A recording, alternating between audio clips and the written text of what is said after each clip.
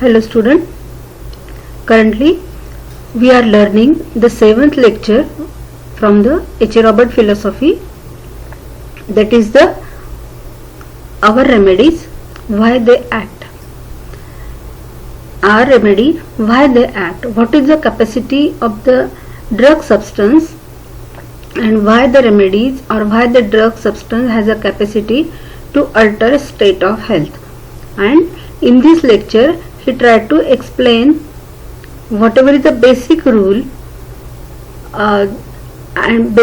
why the drug substance has a capacity to alter state of health, and very scientifically he explained the capacity of the drug by taking the proof from physics, chemistry as well as the universal laws.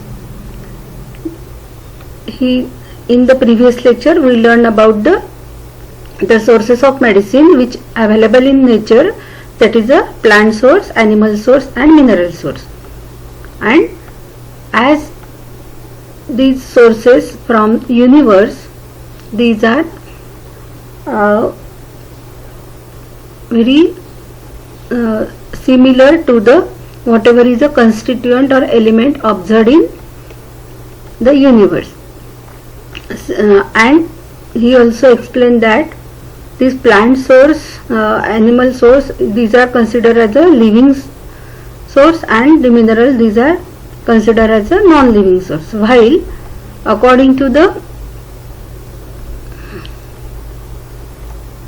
and he also explained the non-living which we consider as a non-living thing, that is a mineral or metal, these are also having the capacity, or they also follow the rule as a living organism. And then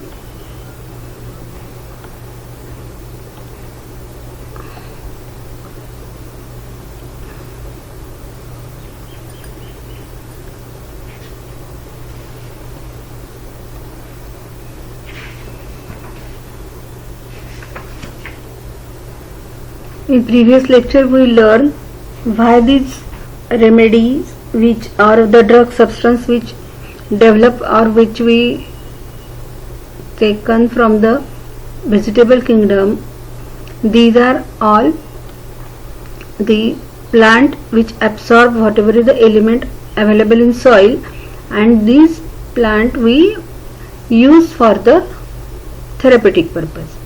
Therefore, the chemical analysis of some of our common plant remedies reveal the presence of one or more of these common earth elements.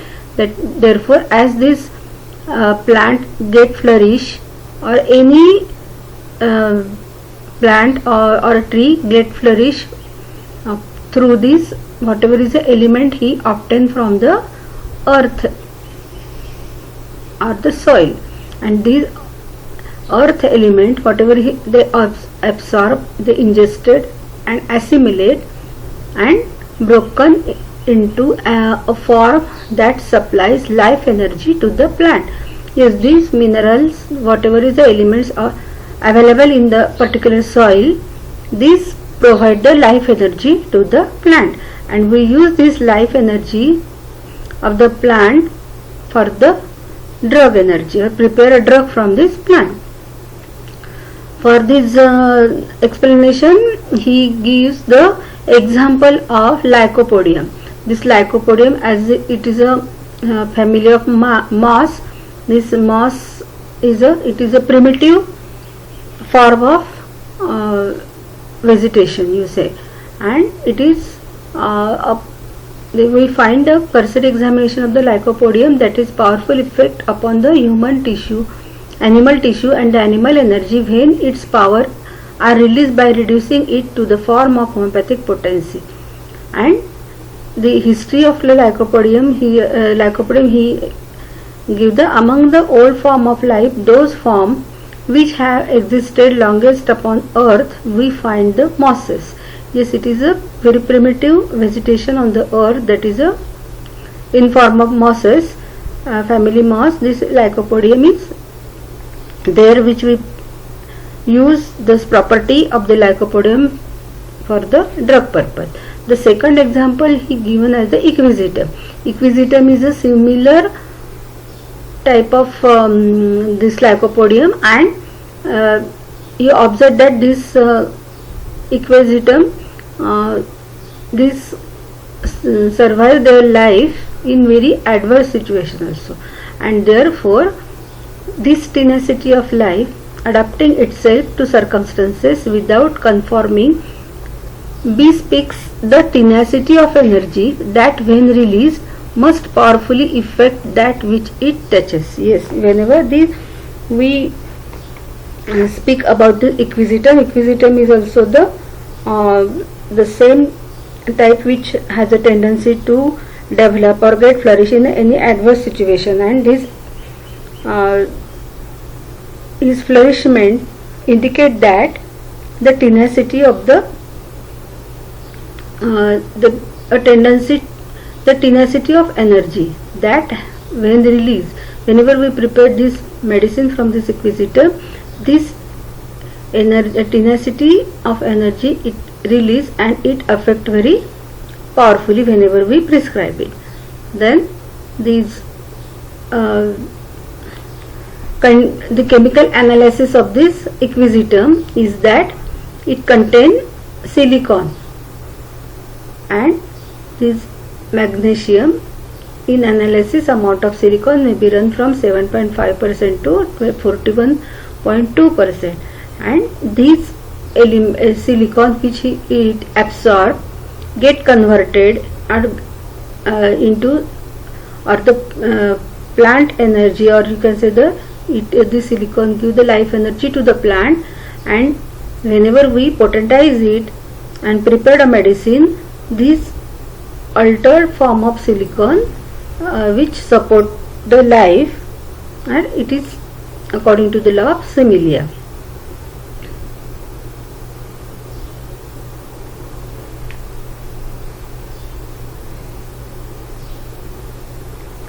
Then we learn why these remedies are act.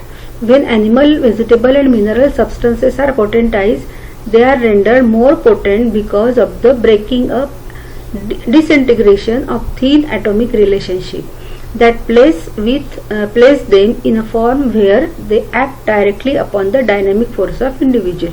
Yes, whatever is minerals and elements they absorb through the soil, they get assimilated, and these are digested and assimilated, and it provides the life energy to the plant, and this plant provide the life energy to the animal, isn't it? And therefore these mineral substance or these animal products are more powerful than vegetable, and vegetable products are more powerful than the mineral substances, and whenever they get potentized, they become more energetic or more potent because of the breaking up and disintegration of thin atomic relationship that place them in form where they act directly upon the dynamic force of the individual. That is, in their disintegration, their energy is liberated by releasing the radioactive power. Yes, this energy, whatever is radiated, it is releasing the radioactive power through the radioactivity exerting itself upon the vital energy of the individual. The potency is made effective. Yes, whenever this potency is similar and come at the same plane of the vital energy, then it becomes effective, isn't it? This radioactivity exerting itself, this radioactivity of the drug substances, it becomes similar to the vital energy as those rays which are observed in the heaven, and this vital energy is at the same plane, and therefore as it is a part of this universal energy, and therefore the potentized medicine act more effectively. We recognize thus we are forced to recognize different form of energy, the discharge of different energies or rays from what we have considered an inanimate metals and elements. Yes, this vital energy which is released from the which we call as a inanimate metals and element. We find that they respond energetically in much the same way as plant and animal. Not alone in their simple state do we find this response, but again and again as they are assimilated, broken down and rebuilt in different form of life, from the simple assimilation and complicated rebuilding of the plant to the profound reaction on all living substance when they are in potentized form. Let us take the next paragraph, in which he gives the example of some radioactive element. We recognize that elements having high atomic weights are radioactive. They give off spontaneously rays of different velocity and penetrating power, and in their radioactivity, their dissemination of energy, they are themselves changed. That means, the substances with the high atomic weight has a property of radioactivity, and this active way spontaneously emerge from this radioactive substance, isn't it? And these rays which are disseminated from these substance, these are of the different velocity and different penetrating power, and their dissemination of energy, it is a spreading something. It is whenever there is a giving of this radioactive rays from the this radioactive substance, it is a dissemination of energy and a different something giving off from this radioactive substance. They are themselves changed, and as some radioactive rays giving off from that radioactive substance, definitely something lost from these radioactive substances. The half-life of this radioactive substance, this mass get reduced because of the continuous radiation from these radioactive substances. Einstein expressed this change when he says the change of mass equals the change of energy. Yes, whatever is the energy disseminated from this radioactive substance, it is nothing but the equal to the mass. The mass get reduced.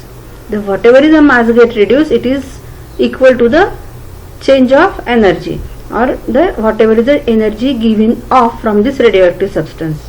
As the vary, energy vanishes with the mass, and so they are equal. Yes, whatever is the variable amount of different size of energy released from the radioactive substances, simultaneously there is a mass is also get reduced, and these are both are equal. That is a mass converted into energy. Mass in this sense does not mean bulk. Yes, it is not a concrete substance, but it is as we commonly think of it, it is rather the sum total of that which give off energy or is capable of giving off energy, and of which energy in some form is a part. That means whatever is the energy released from, or whatever is the radioactive rays given or released from this radioactive substance, the mass also get reduced. As in mathematics, that which remains after subtraction is not as great as before. Yes, it is this here he explained the law of chemistry, that is the radioactivity. then the law, according to the law of physics, this mass is converted into energy and it get released, and therefore there is a reduction of mass. Therefore mass is equal to energy released. And here there is a, according to the law of mathematics, which remain after subtraction is not as great as before. Yes, whenever we subtract something from someone, then whatever there is a no the quality or quantity is not equal, it get changed, it is lessened. Therefore whatever is a remaining quantity or whatever is a remain behind, it is not as equal to the previous one, and therefore one cannot go on subtracting without coming to the end of that form which we should subtract.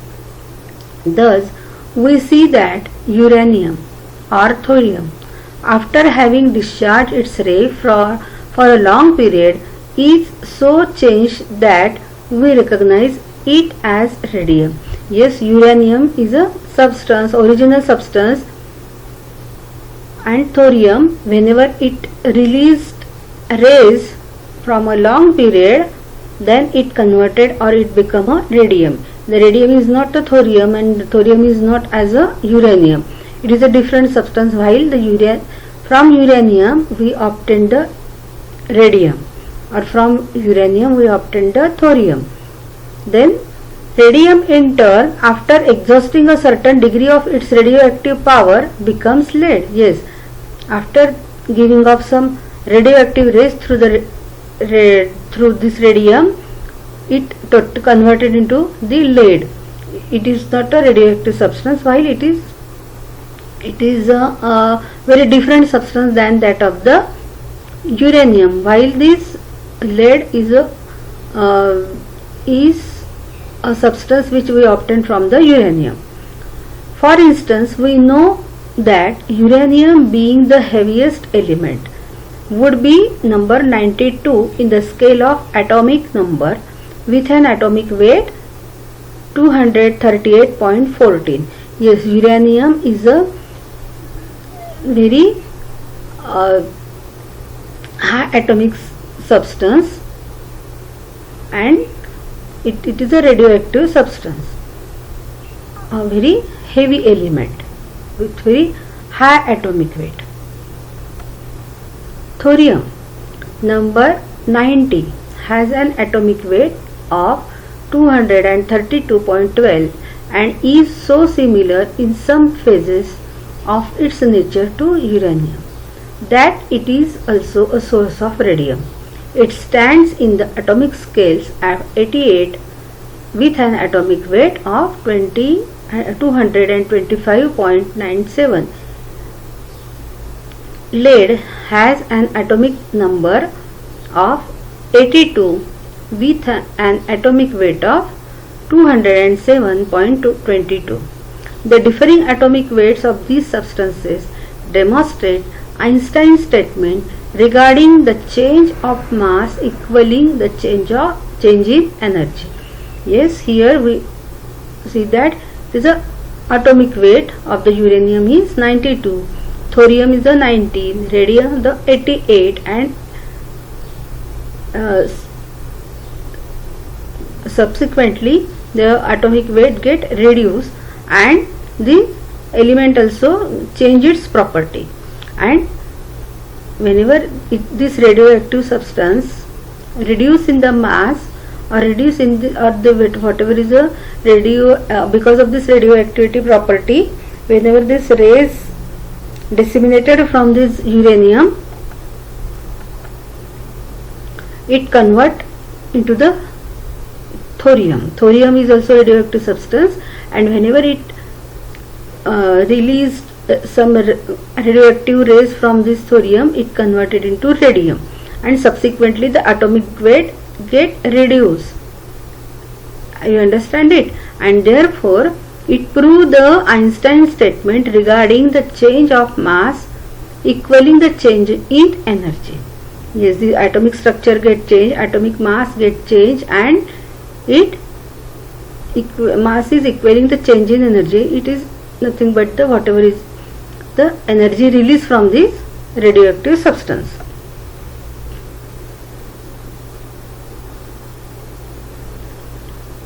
We have spoken before of homeopathy in its relation to fundamental laws, and this chapter is an attempt to set forth further deduction on that basis. Yes, by the application of the law of physics, law of chemistry, law of biology, and also mathematics, all these principle and law, these are all corresponding with the natural law, and ultimately these are closely related to the fundamental law of homeopathy. These are the close relationship with homeopathy, as homeopathy is also the natural science, or the science which based on the natural law and principle.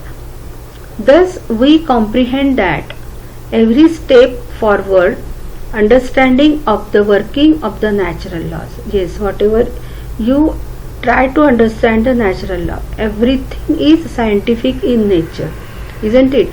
Brings us to a clear vision of a few basic cosmic laws, fundamentally few in number, but with a multiplicity of manifestation.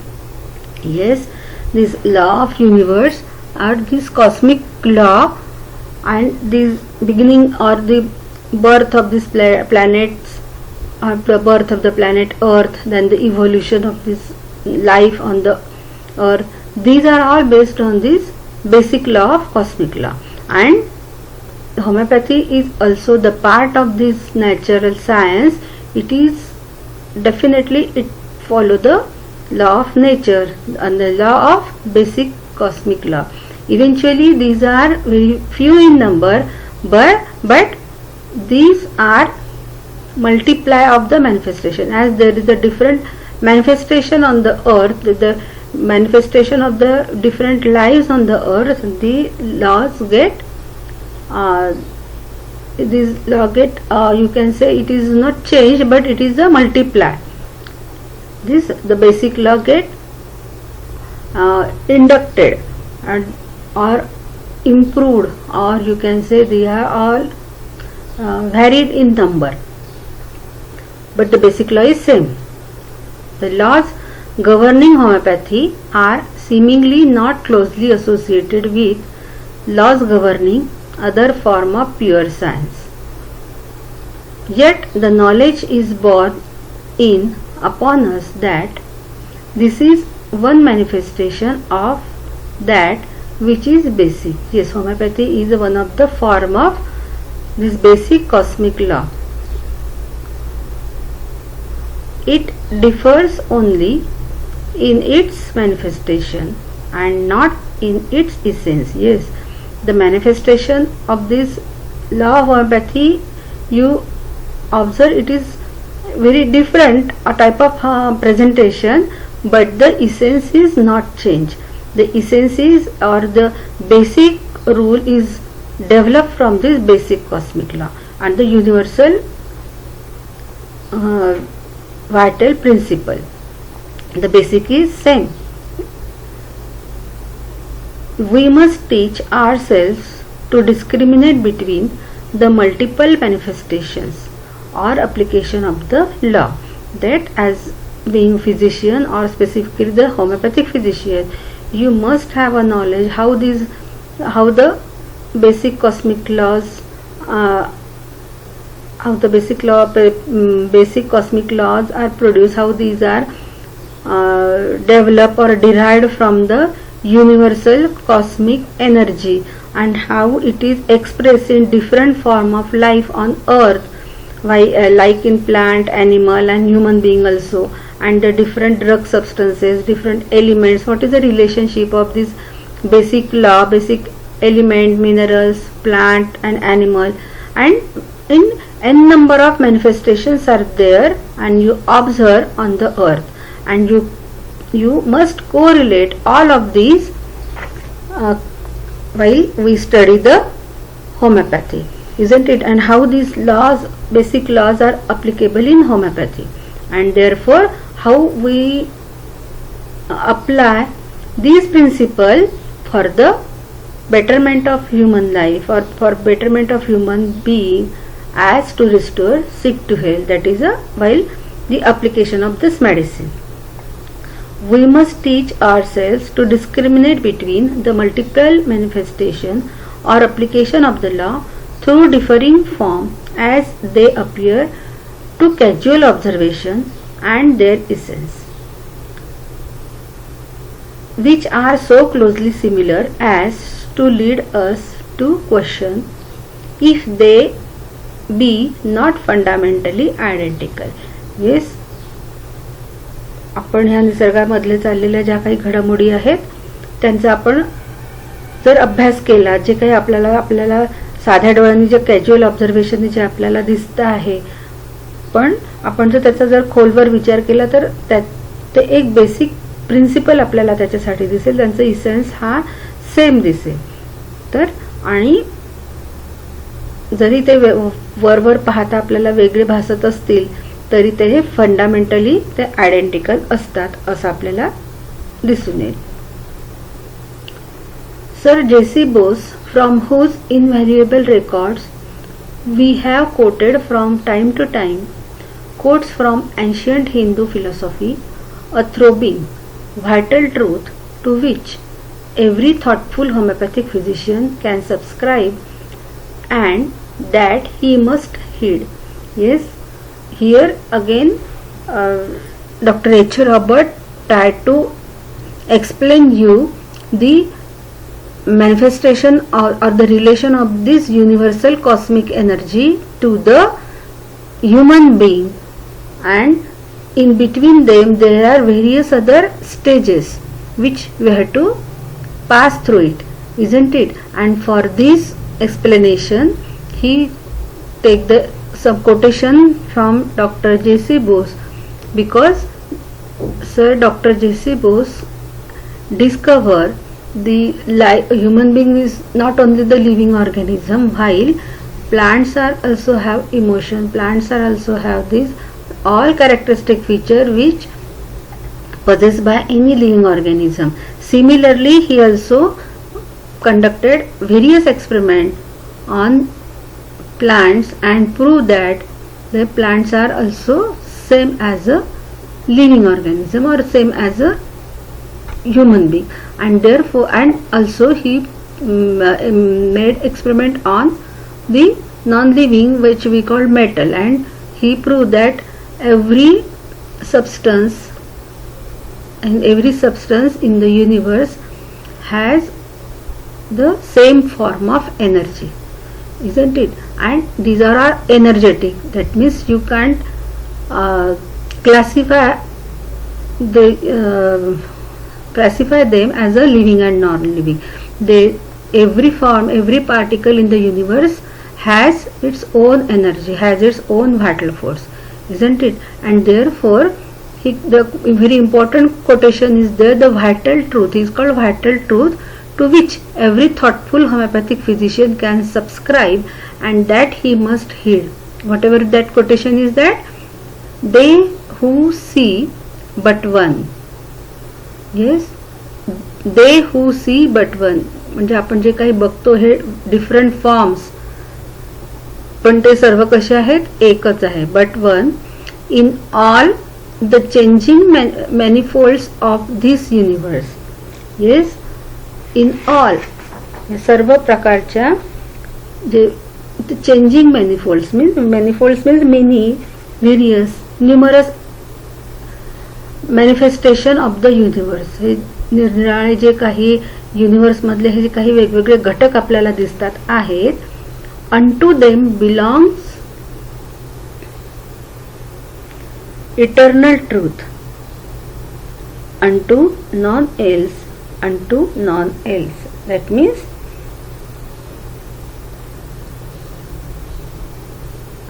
these are all eternal. Every one of you know it is amar, ज्याला शाश्वत म्हणू आपण. These are all the form of, or these are all originated from the one source. These are the very different manifestation but the source of energy is one and only one, and these are derived from the one source of energy. त्याशिवाय ते काहीच नाही आहे. Unto none else, unto none else. That means whatever is observed in each and every particle of the universe, these are we observed, or these are all derived from the one source of energy, isn't it? It is just, you can say, पिंडी तेच ब्रह्मांडी असं म्हणतात की whatever is observed in the construction of any material one, we can observe in the universe. These are all derived from this universal cosmic energy.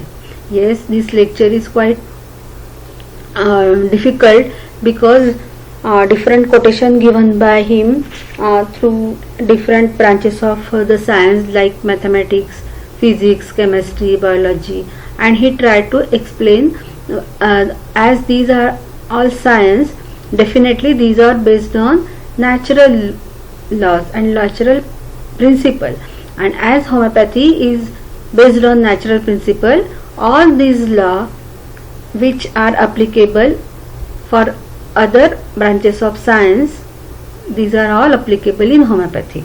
And therefore he give quotation from Dr. Jagdish Chandra Bose and Millikan, who was very well known physicist from America. Then he take some quotation from Einstein, and make you understand that every scientist from every branch of the science, they very well known the source of energy, and they very well and have a knowledge the application or the beginning of this universe through the same source, isn't it? And as we are a human being, we are a part of this universe, we are also influenced by the same source of the universe. Yes, if any difficulty, then whenever there is a question on this why our remedy act, it is only you have to discuss or you have to explain with by taking the example of the sources of medicine, and whatever is the source of energy or from which source we prepared a medicine, and how these are related to the universal cosmic energy, and this dynamic source which we make available by the process of potentization and make the medicinal substance or drug substance at the same level of the vital force, and therefore they interact with the vital force and make the individual free from the suffering whenever these drug energy is applicable according to the law of similia. Okay, thank you.